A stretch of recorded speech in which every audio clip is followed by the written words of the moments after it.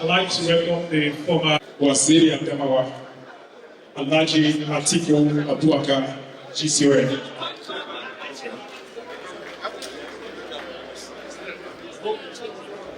His Excellency, former Chairman of the APC. Please, welcome you.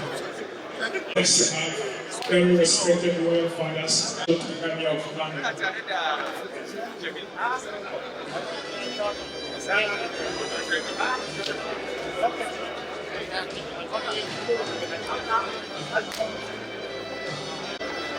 I'd like to recognize the sign of John Wabu. I welcome you.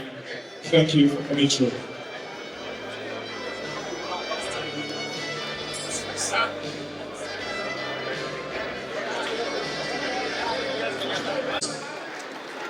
Professor.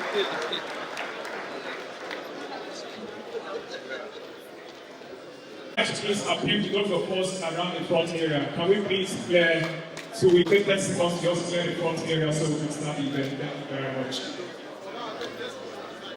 Thank you. Please stay on great positions. Stay on great side, please. Thank you very much. We are represented. His Excellency, former President Soyinka, facilitating the Celebrant, and they are represented. His Excellency, the Waziri Adamawa, Alhaji Atiku-Uduaghan, GCON. His Excellency, Governor, representations coming from various groups, its media personality, who was Speaker of Rivers State House of Assembly. He became governor of that state. He became Minister of Transport in this country. All of this under 60.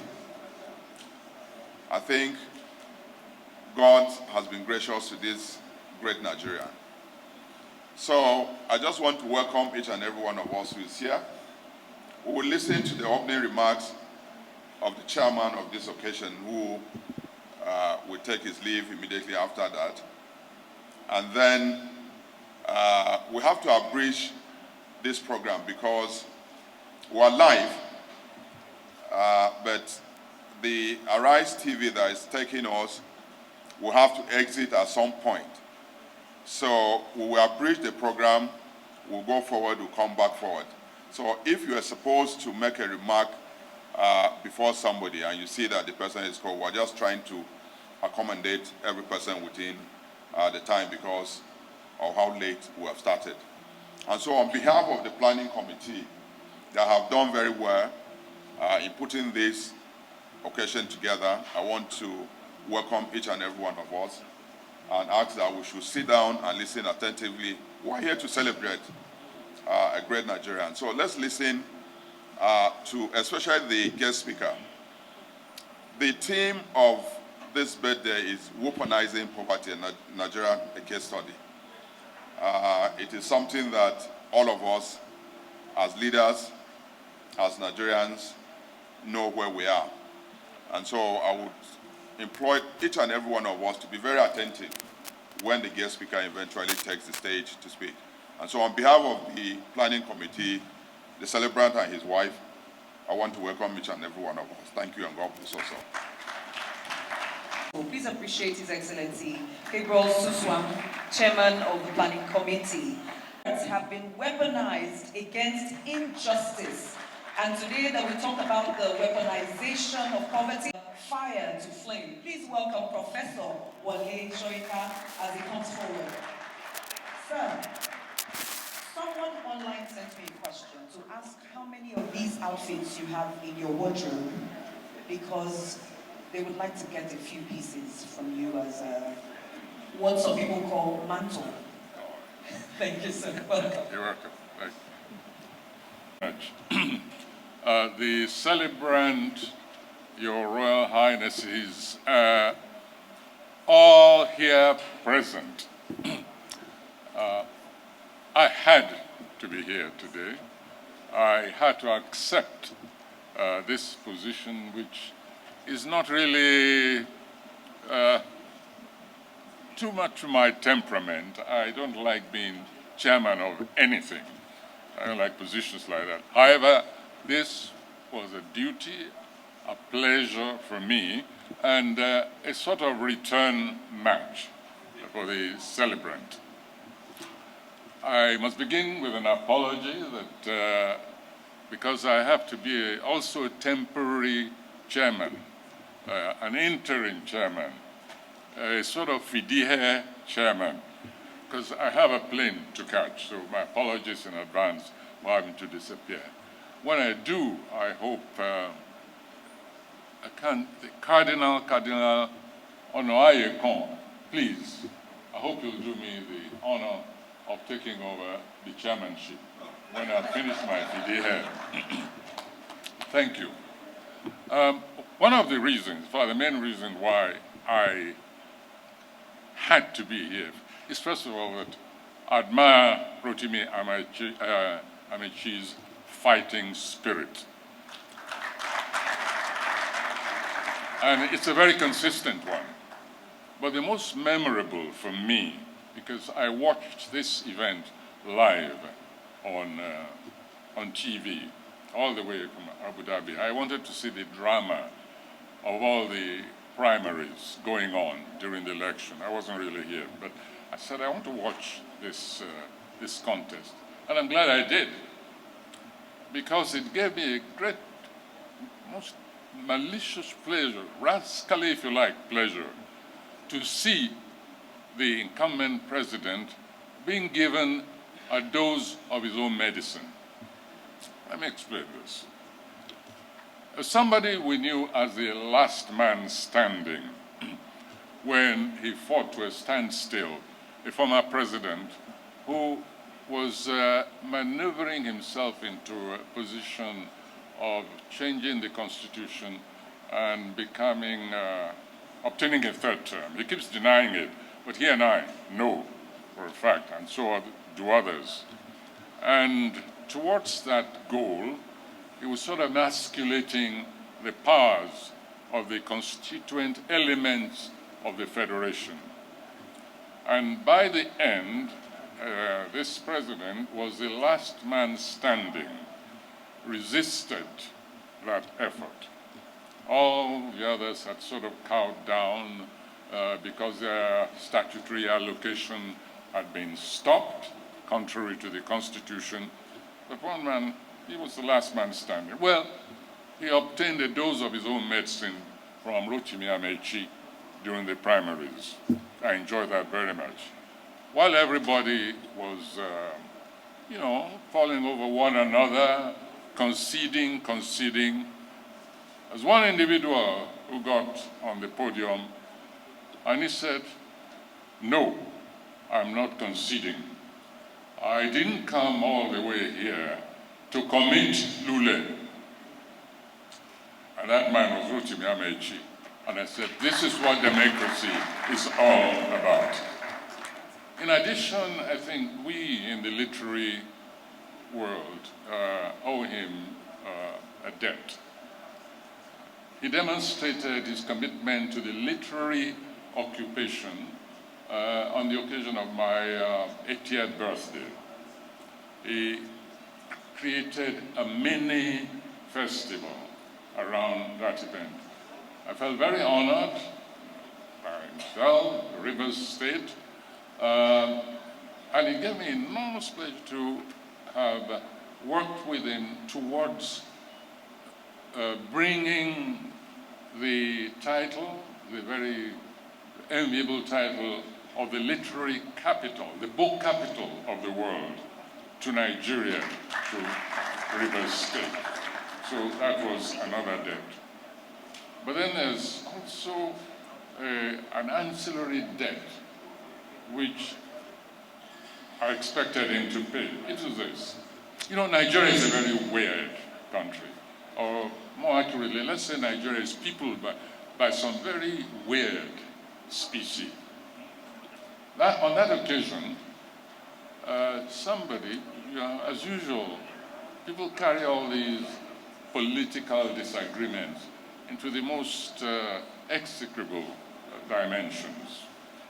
And simply because one individual had a problem, political problem with Rotimi Amaechi. He went on to say that that mini festival was really a means of looting. I hope you do remember the occasion. It's important that we remind ourselves from time to time of the meanness of which people are capable, even on occasions of celebration. And suddenly, in the media, what is a joyful, literary, artistic occasion which involved several disciplines of the arts, put out an article in the paper saying that Rotimi Amaechi had looted the treasury for this event and had shared the proceeds with the individual who was being honored, that being me. Remember? And suddenly in the papers there was Soyinka gate, and it said, so it's become a crime to be honored, and asking me, you may remember, both him and myself, to refund to the Rivers State this money which was spent on this mini festival which gave such joy to young writers, dancers, artists, dramatists. So I came here today because I didn't receive any share of this. So Rotimi, I came to collect my share from you, from the 80th birthday, because they say that there was no festival, no event, and this money just went into individual pockets. This is part of the problem that we have in this country. Rotimi Amaechi does not share that mean-spiritedness, and this is one of the delights which I have to be associated with an individual like that. There are many other instances which I can cite, but these are just sufficient to make everybody understand that I'm not here by compulsion or by delight, with a sense of paying tribute to a remarkable, resilient man, individual, a very capable individual with an enormous fighting spirit for his convictions. So once again, I apologize that I must take up in the middle of all of this. Enjoy yourselves and make sure that you take away with you at least a little shard of that character, that unique character, energetic, sometimes very difficult. Half the time I find it difficult to understand what he's saying. That's by the way. Just take away, however, a shard of this little phenomenon encapsulated in the personality, the achievements, and the career of the celebrant, Rotimi Amaechi. Congratulations, many happy returns. Thank you very much indeed. I hereby launch the occasion. Yeah, good. And I always say, the two twin evils that are causing all this insecurity problems are corruption and bad governance. End of story. Go no further. Go no further. Corruption and bad governance. And I see the frustration of our military. We are bringing them to clean up the mess of politicians. There's so much they can do. A lot of these things are social problems. Kinetic is just about 10%, if that. 90% of that is social problems. People that have no opportunities, nothing to do, hunger and everything, they pick up arms, they are now the king. We are all shaking before them. If we do not take care of corruption and insecurity and realize 90% of our insecurity are social problems and keep throwing money and resources and money onto the kinetic arm, we will never get there. Seriously. We all grew up in a country that was much poorer than it is today. Much poorer than it was today. And it is today. We didn't have people picking up arms. We are not listening. There was one time I was presenting to military chiefs, and I was saying, I put up a slide, the grievances of bandits, and they said, stop. We all have grievances. I said, good. So this is the problem in this country. You do not listen to the grievances of people until they pick up arms. That's when you listen to their grievances. You may see them as minor and irrelevant to you. You dismiss them. All these bandits we see now they are terrorizing all over the place. These were the people we used to not take seriously. Now we're scared of them. We do not have, I'm a doctor, if you do not have a diagnosis, you cannot write a prescription. We're not making an effort to find out what the problems are. We are throwing resources and money and thinking will solve our problem. Solve corruption, bad governance. Thank you very much. The celebrant, my brother Rotimi Amaechi, and his wife, ladies and gentlemen. It's a great honor for me to have been invited to this event and to have the opportunity to say a few words. And let me begin on a personal note by congratulating Governor Amaechi on achieving this milestone. He's a friend I've known from his days as Governor of Rivers. I would like to wish you happy celebrations and many, many more years of service to our country.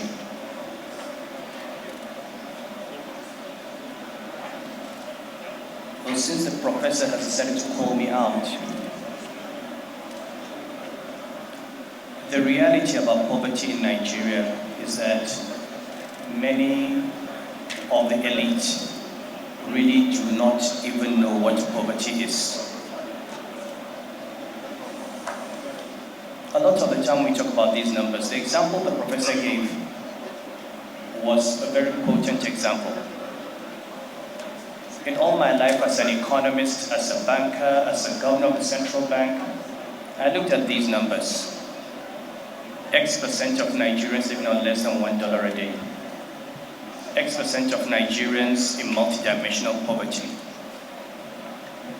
And the numbers are bad, but you don't know how bad they are until you actually go and look into the eyes of poverty.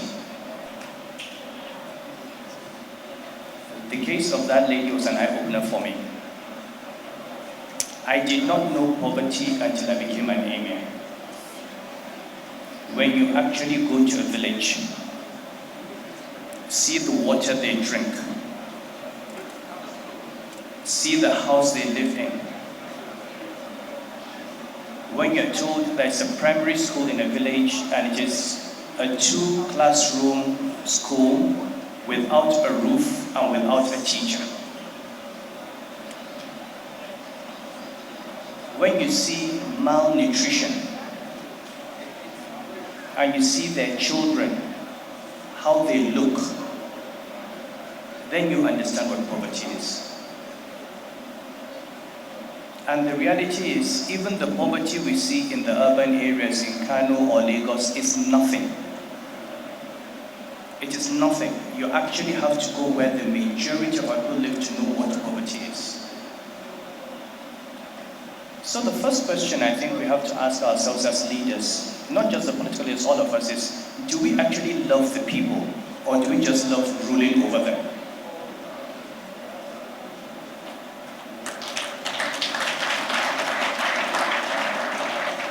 Do we actually love Nigerians as human beings? You can say, I love Nigeria. What is Nigeria? It's the people who live there. What are our priorities? Many years ago when I was in banking, the president of the World Bank came and he had a town hall meeting. I think it was in the Sheraton or the Hilton. And he said he wanted to meet for a change ordinary Nigerians. And a gentleman, when it came to KIA, a gentleman from Kogi asked a question. It was an interesting question. He said, look, the village I live in, there is a river that we have to cross when it's not rainy season because there's no bridge. The only reason I made Abuja is that it's dry season and I could walk through that river to go and get a car. But my surprise is I came to Abuja and I saw so many bridges and there's no water. It was a profound statement. We build overheads and underpasses for ourselves, we build skyscrapers, and we think we are developing. Meanwhile, people cannot come out from their village to go to hospital. Pregnant women cannot get antenatal care. There is no concern, there is no investment in emergency services. Just yesterday, 115 people died in Mokwa from floods. So, I think we should come back to that basic question. Do we love the people? Because if we do, they will not be uneducated. If we do, they will not be malnourished. If we do, they will not die hungry. These statistics have no meaning unless, this is the only country where you say inflation of 25%, 30%, and it's like saying it rained yesterday. At 18% inflation, the price of everything doubles every 4 years. 18. We have been living with inflation of over 30%. For how many years? So imagine someone who is just able to afford 2 square meals a day, and the price of food doubles every 2 years. By now, he has starved to death. And finally, for all those who are saying, we have to be careful before the country, before we get into a crisis, please wake up. We're living with banditry, with Boko Haram, and you are still saying that there will be a problem. What are we waiting for now? We are already there. We are already in crisis. So please, let's stop saying, let us stop before. No, it has already happened. The question is, how do we get out of this situation? I'm going to keep quiet because if I speak for 5 more minutes, there will be a very bad headline. Thank you very much. It is not a fairy tale that the 60th birthday of His Excellency, Right Honorable, and may I add, now Barrister Rotimi Amaechi, is eliciting so much passion. Why would the topic be poverty? Because he's a man who fights for the poor.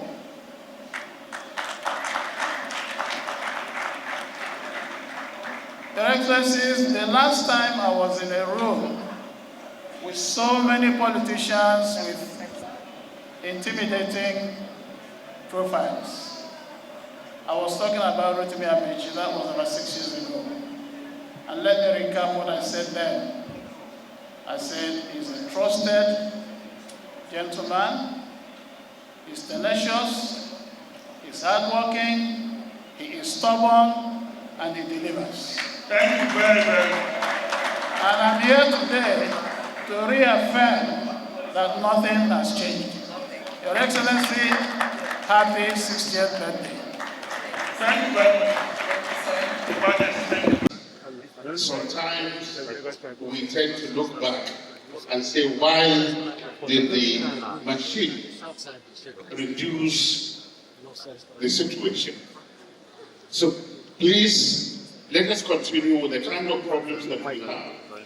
Beyond poverty, why is it that in our political culture that we have been producing, whether at the military level or at the civilian level, that we have been producing the worst of us in terms of leadership?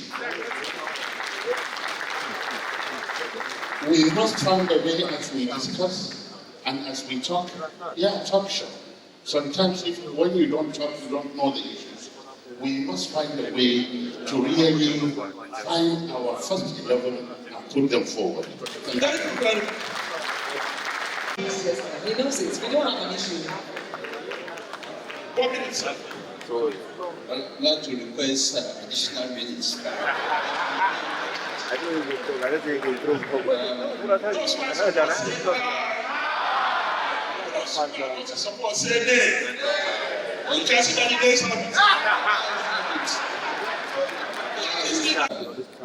Cardinal Naira, long-standing friend to my boss, blessed memory. I want to thank you and glad to see you again. You are looking great. This is a time for tribute, a good message to the Celebrant, Rotimi Amaechi. And also, I think I will take another minute to make a short remark on the speech or the lecture by the guest lecturer. My relationship with Amaechi dates back to 2011 when he was governor and I was brigade commander. And I've seen in him a leader who thinks security, he eats security, he sleeps security, and wakes up with security. The period he served as governor, we all know what happened, what transpired. He is the first to invite me to the political terrain. I was in Benin, Cotonou. One evening he called me and said, come and join my political campaign for the primaries. And behold, I had no hesitation. And as such, what happened? What happened during the primaries? He came second in order of the votes. He scored 316, while President Bola Ahmed Tinubu scored 1,271. And we have the sitting vice president came after him, and the sitting Senate president came after him. The number 2 and number 3 in the order of precedence. What does that say? It means he has a great political future. I see Amaechi playing fully the political leadership of this country, and I think his political role has just fully started. Your Excellency, I say congratulations. Secondly, this is my opinion, my views. I'm not a member of this government of Tinubu, you all know, but we played a prominent role in ensuring that he won the elections. But the topic, democracy and the Republic of Poverty, I want to take a historical perspective in context of our country.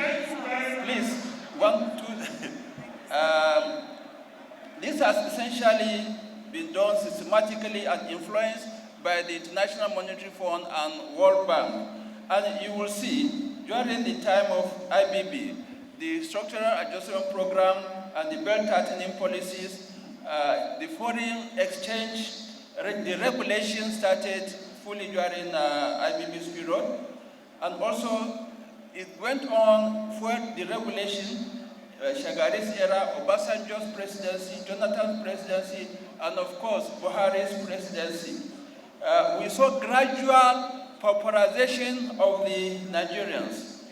The poverty level continuously increases, gradually then. But the only difference with this administration is that it came more radical. It is massive and sudden. It was not gradual, listen to me. It was not gradual like the previous administration. It has its own advantages, this radical position. It shows a change from what we have been doing. We've been suffering gradually and smiling, but this time around it came out fully to show that we must get it right because we cannot continue. This is my own opinion. The main challenge, finally, yes. The main challenge or the main challenges and of course disappointment of the majority of Nigerians are the seemingly insensitive or insensitivity to the massive impact of the government policy. Poverty and insecurity are real and we all know. And we believe probably the second half of this administration will make a difference. Otherwise, I can see the coalition working hard. Thank you and God bless you.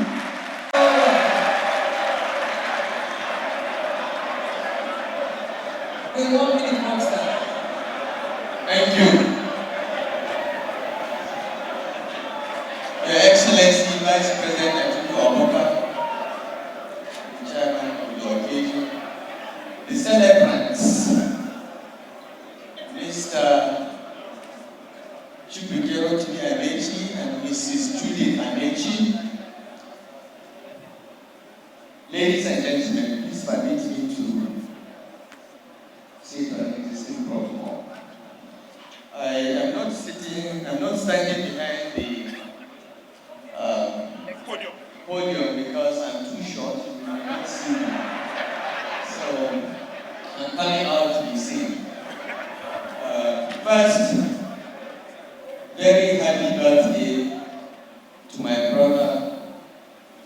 I still call him Governor Rotimi Amaechi, although he has been many things before now. I think it's unfair to ask me to speak for one of the conspiracies, the successes and the failures.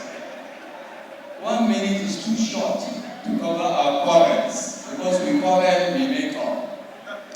The last quarrel we had was when he lost the primaries and blamed me because I'm supposed to be a magician.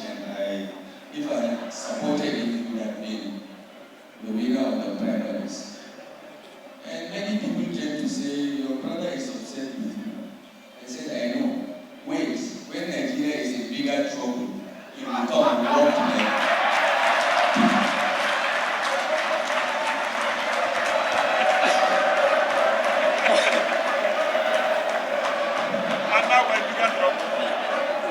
So here we are back together because Nigeria is in its biggest trouble since 1914. We're together, working, conspiring to build a coalition to take Nigeria back on track, because it is off track. I just want to say one thing and then I will take my seat. Many people have spoken about weaponization of poverty and whether politicians are deliberately using poverty as a weapon. I don't think so. Poverty weaponizes itself if allowed to exist and fester. That's what has happened in Nigeria. I don't think politicians are that smart even to sit and weaponize poverty. And for me, having been in private sector and public service, and have been a keen observer of our political deterioration, I believe that the problem that we have, which I think Governor Amaechi referred to, is that we just get incompetent people and we hand over leadership to them. They don't know what to do. Most of them don't really know what to do. They just know how to grab power, but don't know what to do with it.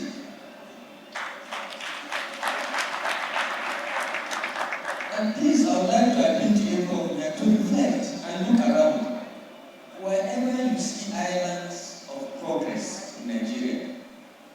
is because a competent person has been given the opportunity to serve. I visited Rivers several times when Governor Amaechi was the governor. I could see examples of policies that were addressing the concerns of the people of Rivers State. From schools to primary health centers, hospitals, and so on. It was very clear. He had an opportunity, he knew what to do, and he did it. And wherever you see progress, it is because of that. What we have done in this country is to allow bandits, not the ones in the bushes, the urban bandits, to take over the governance of our country. And I think the key challenge for Nigerians in 2027 is really to look at those that are offering themselves for leadership and pick those that have the competence, capability, capacity, and commitment to make Nigeria move forward. And I believe the Celebrant, Chief Rotimi Amaechi, is one of the few ones that one can call capable, competent, and committed. Happy birthday, Excellency.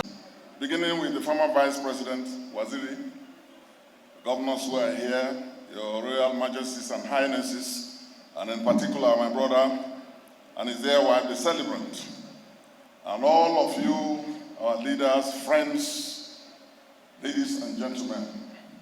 First of all, I would like, on behalf of my family and I, to congratulate my dear brother and his wife and his family on achieving this very significant milestone of 60.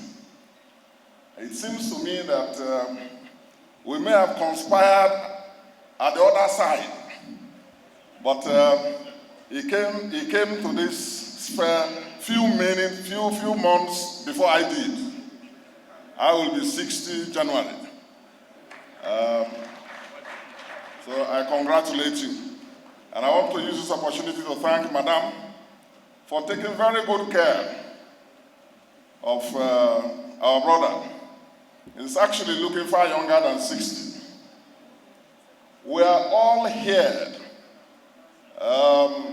with Chief Oyegu, His Excellency, who is our leader here.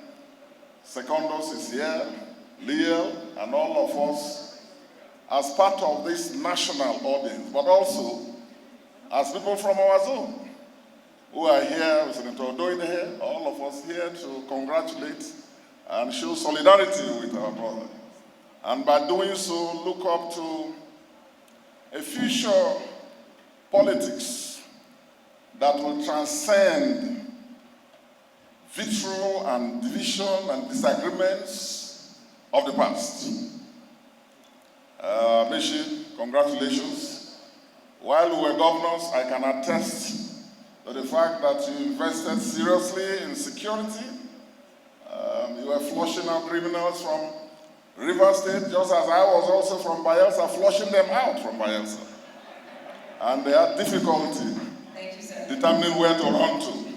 It's not enough, it's good for governors to build roads and flyovers, but then you must identify priorities. Security, investing in education, investing in health care, building security, and showing and demonstrating democratic temper in the way you handle and manage it. On a light note, when I came in here and climbing up here, I've seen a lot of you, and as my brother El Rufai has said, there are a number of you who are expert conspirators, who know how to assemble coalitions and then take over governments as you did to my party 2015. And when you did so, particularly to a clueless government, so-called, now, 11 years down the line, we thought that there would have been no weaponization of poverty.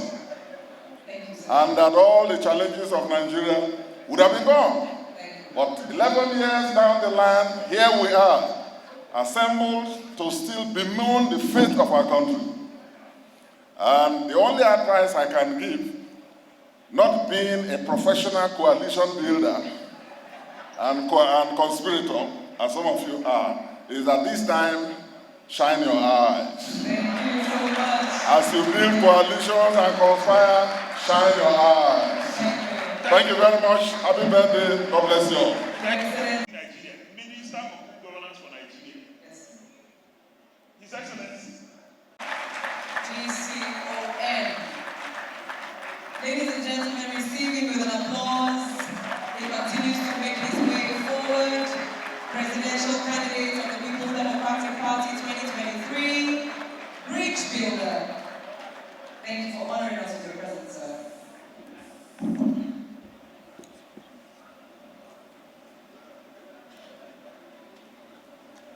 Thank you very much. Your Excellency, Governor Rotimi Amaechi and Mrs. Amaechi,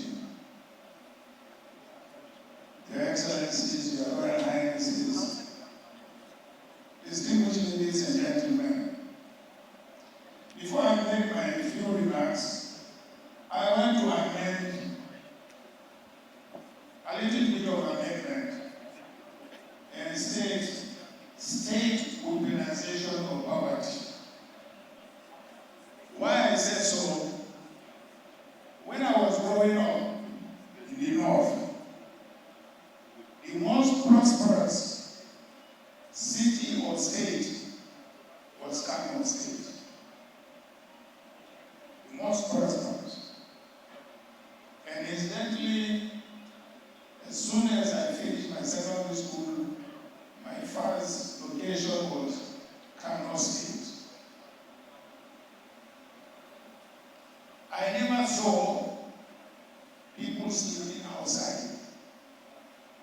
Then there were no bridges of Naira. I never saw people sleeping outside or outside the shops in Kano State. Recently, people were all over state sleeping under the bridge, on the streets, who are driven out by poverty and insecurity. There is a state agency in Kano responsible for providing succor to such people. And they started doing their work and enlightening people and removing people from under the bridges and outside on the streets. What happened? They were called to Abuja and they were told to stop it.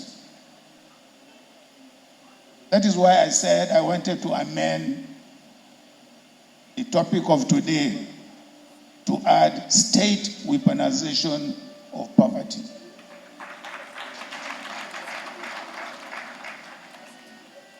This particular government is weaponizing poverty. You may call me a conspirator, you may call me anything, and that is why we are in this alliance, to make sure we don't allow them to continue weaponizing policy. Of course, one of our star conspirators is Governor Rotimi Amaechi. Therefore, we are here to wish you many happy returns of the day, and we will continue to conspire with you to make sure we minimize poverty and we don't use state machinery to weaponize poverty. I thank you very much. God bless you all.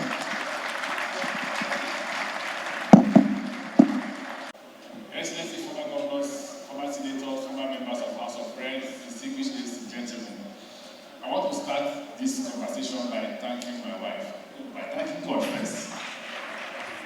By thanking God first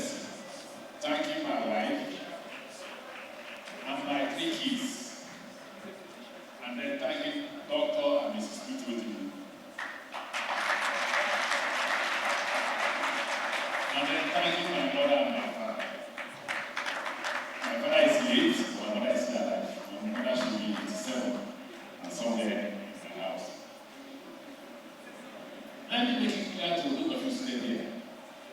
I met President Atiku in Yola, and I told him I will not work for him. And I will not vote for him in Yola. I did not vote for Atiku. That is, I told him in advance. Why I'm saying this is because people in Rivers have been writing he didn't work for PDP, he didn't work for APC, he didn't support Tinubu. I told him in advance before the election, so it wasn't a matter of whether I did or not.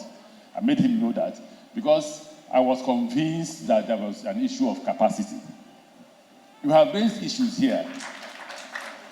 Most of those who raise the issues of capacity, some of us who are here raising issues of capacity, are also those who vote on ethnic and religious basis, or who spoil innocent, uneducated people who are poor to voting for people for the reasons of religion and ethnicity.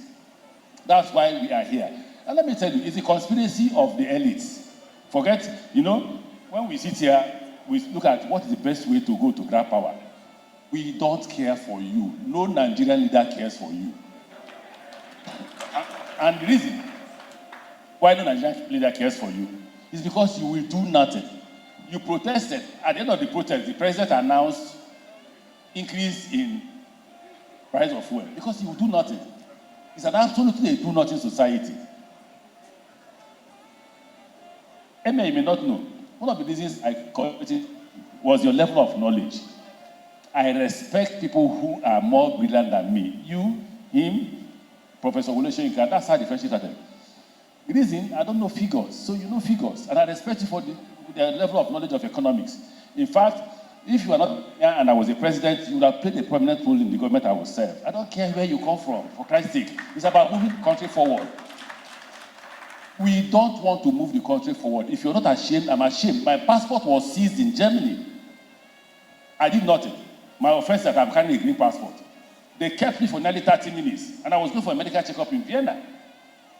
Show us your hotel. Listen, I should. Show us a tour ticket. I should. Wait. Just because I'm carrying a green passport. So if you're not ashamed, I am. I am. That's why I picked up this topic. And let me tell you why I picked up this topic. Nigerian leaders and elites are not the problems of Nigeria. The problems of Nigeria are the followership. The leaders, look, when people say Nigeria is a capital, there are no capitalists in Nigeria. Capitalists are those with capital to invest for production. Do we produce here? Everybody relies on oil. Everybody wants to, that's why once you become president, you will see what will happen. As soon as you become president, you will not know Christians from Muslims. You will not. They are all coming towards you to just have a hand in the stealing. That's what happens. So I look at Nigeria and I ask myself, what are we actually doing here? Do we really want to be a country? If we want to be a country, I'll give you an example of my stay in government. I was shocked at a lady that I gave an appointment.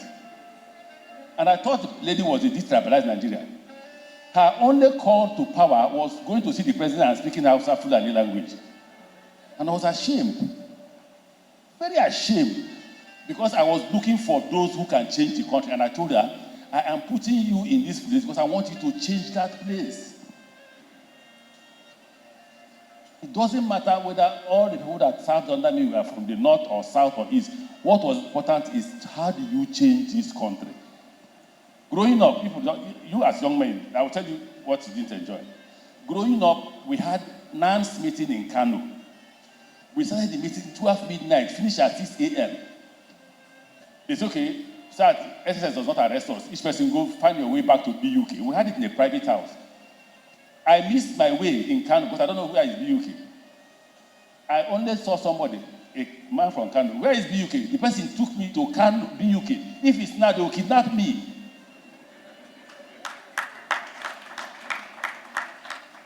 Look, the ordinary northerner who is a Muslim has no problem with the ordinary southerner who is Christian. It is when it comes to election, they will tell you, let them show you in Islam, where it says, don't say with a Christian. They cannot show you. They will only do that and say, this man is a Muslim, go for him. Now you have Muslim ticket. Let Muslim market come out now. It can't. We are all hungry. All of us are. If you're not hungry, I am. You may laugh. So for us, the opposition, if you want us to remove the man in power, we can remove him from this power. When we are students, we organized the Taisho Larin protest against Babangida. We organized protests against Buhari. And believe me, there was no north and south in the students. The protests that shut down ABU, University of Nigeria and Soka, University of Lagos and all that, the meeting took place in Kano. When we finished the meeting at night, everyone was told to go back to his school and mobilize school. Once the NAS president addressed a press conference, all of us were on the streets. You will see a northerner, young, handsome northerner, with a young, handsome southerner, feeling free and eating the same kind of food. Today, we are poisoning the minds of our young men. Even them can't even liberate themselves. We were able to liberate ourselves. Whatever I am today in terms of radicalism is Dr. Chidamota. Because if you read sociology of literature, it's about Marxism. It's about socialism.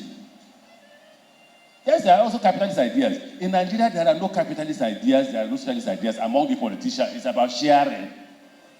The quarrel among the elites is about sharing. No, sir. We want to submit to the opposition if the opposition can lead us out of this problem. And for the opposition to lead us out of this problem, we must all agree to submit ourselves to the interests of the nation first, before the interests of ourselves. That's why I choose this topic. And I like the amendment you made. It's actually state weaponization, because it's not you, it's the state. Even though they are not deliberately weaponizing like he said, they don't have the idea, they don't know how to weaponize you. They don't know. But where the state comes in is, yes, they don't know how to weaponize you. They are weaponizing you inadvertently by stealing the money they should have given you. If I were president, yes, some of the policies they are pursuing, I will pursue them. But ask, what's the failure? The failure is the gains of those policies are in their private. If they bring those gains, okay, we are paying, at the time we are paying close to 4 to 5 trillion naira for oil subsidy. So they've stopped it. Why is the 4 to 5 trillion naira? If they dump it on the economy, you will not be crying. We are hedging dollar, right? Between naira and dollar. Now you've stopped. Where is the savings? President Tinubu said it has, what's it called? Our suffering has come to an end yesterday, or before yesterday. Has anybody's diet changed? How many of you can buy a cup of garri at the rate? You know, the problem with Nigeria is, if you say the last president was very bad, the incoming one will be worse. When the incoming one takes over, the one before him will have become a king. We will not be wishing that person took over. Because it is a country of sharing money. I thank you for coming. Trust me, I thank you. Waziri, I thank you for coming. In fact, I came to you only once, and you obliged me the request. Emir, I spoke to Emir on the phone. The rest of you, just once, people were telling me, I should have called them several times, should have visited them. Well, I was honored. I worked with Gerard Buratai. I worked with Sadiq. I don't know if Sadiq was here. I didn't know you were from the north. I didn't give a damn. You didn't even behave as if you were from the north. Service, gentlemen, let's see that. How do we solve the problem of the River State on security? You remember when we came, there used to be roadblocks everywhere, until somebody called me and said, look, nobody will invest in River State if we see roadblocks. And I met people. People said, you agree with me? And we agreed and removed all the roadblocks. When we did, everyone was shocked. How can you remove roadblocks? We did. 2 policies. Insecurity is 99.9% poverty. When Boko Haram started, they said, oh, they were anti-Christians. Is Boko Haram not killing Muslims? It is because hunger does not know religion. So Boko Haram was not selecting Christians and killing them. No. Boko Haram was killing both Muslims and what? And Christians. And let me tell you what I was taught in the university. I don't know if Dr. Amota would agree to this. I'm sure he must have left. I was taught that it is rebellion. That is their own form of protest. They are protesting against the elites. So because they are protesting against the elites, they can't catch the elites. The elites have guns. Here, if you see the number of guns here to protect all of us, not to protect you. So when they look at us, they can't catch us. Who did they catch? They are full of poor men. And when I was governor, when there is an increase in insecurity, I know there is no money in the system. Where is Commissioner for Finance? It became SSG. He's here. What do I tell you? I said, go and release money. Pay contractors, pay salary, pay money. And once you pay, insecurity will do what?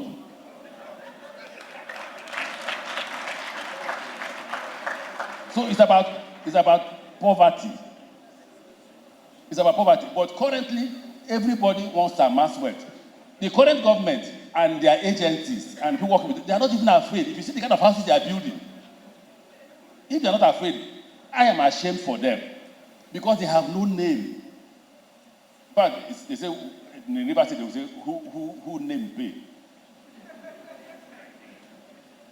So I thank you. I will hope that all of us can come in the evening where we have the dinner. I thank those of you who have organized this reception. I thank those of you who have come. I thank Governor Suswan and my colleagues. Governor of Niger says he was more radical than me, and he was older. And as an older radical, you are not a good radical because you're too old. So when he said I'm radical, he was more radical. I was impressed in the Governor's Forum. I thank you people for giving me support. Him, Governor Sule Lamido, and all others, they pushed me on with their radical ideas. Maybe behind me, maybe you were talking about religion and this, but at the Governor's Forum, we didn't do religion. We didn't do ethnicity. What we took was Nigeria. When we dissect Nigeria, some will support, some will oppose. Anybody, when we vote, once the majority takes the position, everybody will join the majority. So I thank my colleagues who have come here, and I thank the Emir of Duse and Emir of Kano. I thank you very much. I thank my former chairman of party when I was in PDP, Prince Secondus, and IGP. I thank my brother governors of Bayelsa. Liel and I were very, very close when we were in Governor's Forum. Me, Liel, and Uduaghan. It was a good friendship that we ate together, laid on the same listen together, and all that. So, Liel, I thank you. I thank all those who have come from River State for this show, for this listen. And then today's dinner will be the last ceremony we will have. Once more, sir, Your Excellency, the former Vice President, I'm grateful. About to cut the cake as we celebrate this very young man as he turned 60 along with his beautiful wife. And I'm thinking of the appropriate word. Want to join you. Where's Mrs. Suswan? Mrs. Suswan, come and join, please. So that we understand this process. There's an art to it. I'll wait for her to join us. Architect Mrs. Suswan. Architect Mrs. Doshima. Okay, so we can cut the cake now. Thank you. I have able support now, so I feel more confident. She will whisper into my ear on how this goes. I thought of appropriate words, descriptive words for Rotimi. I thought of courageous. I thought of dogged. I thought of focused. I thought of committed. And I thought of patriotic. And she says we should use courage. All right. So, do we use courage? Can we spell courage? C. She's giving me directives, so I think I'll just pass the microphone to her. Okay. Children of Celebrant, please. We're spelling courage because the Celebrant is highly courageous. And I think we should get a C. T. O. O. U. U. R. R. R for Rotimi. A. A. G. G. And a very exotic E. E.